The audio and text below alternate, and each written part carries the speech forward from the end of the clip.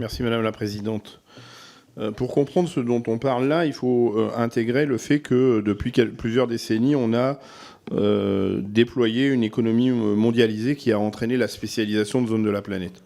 Cette spécialisation entraîne l'utilisation massive de pesticides, l'utilisation massive d'engrais de synthèse, tout simplement parce qu'on s'est éloigné des fondamentaux de l'agronomie. C'est-à-dire que quand on fait de la rotation des cultures, eh bien on est moins dépendant de pesticides, on est moins dépendant d'engrais de synthèse, mais la rotation des cultures, c'est l'inverse de la spécialisation de zones de la planète. Du coup, il a fallu, je pense, pour essayer de nous préserver de ce qui menace la souveraineté alimentaire. Vous allez m'entendre dire souvent ça, hein, ça doit être la troisième fois que vous m'entendez le dire aujourd'hui.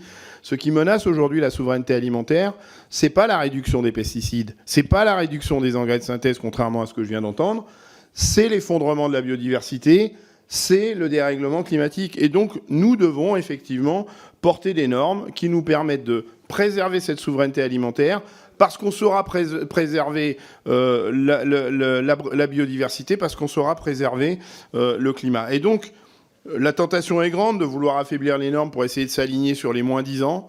Nous devons faire l'exact inverse, c'est-à-dire porter des normes exigeantes et faire en sorte que ce que nous portons en Europe soit la règle à l'échelon continental pour nous préserver de ce qui menace vraiment la souveraineté alimentaire, c'est-à-dire, je répète, l'effondrement de la biodiversité et le dérèglement climatique. Alors, dans cette économie mondialisée, effectivement, on assiste à des accords de libre-échange.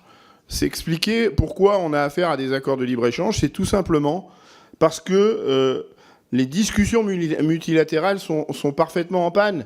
Et quand les discussions multilatérales sont en panne, eh bien, la nature ayant horreur du vide, on se réfugie sur des accords bilatéraux qui, eux, sont absolument désastreux parce que, justement, on n'intègre plus cette approche globale. Mon propos ne consiste pas à dire qu'il ne faut plus échanger à l'échelon planétaire.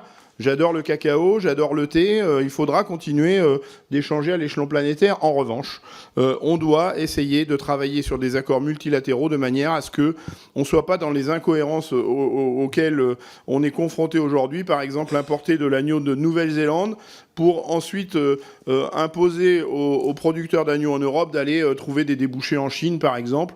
Donc vous voyez bien qu'on est parfaitement dans l'incohérence. Et donc les mesures miroirs sont la réponse. Moi, je plaide pour que ces mesures miroirs soient gravées dans le marbre et qu'on les grave dans le marbre dans une partie de la politique agricole commune. La politique agricole commune, c'est 3 rapports. C'est les plans stratégiques, vous les connaissez tous, c'est les aides aux agriculteurs. C'est les dérèglements horizontaux, c'est la contrôlabilité.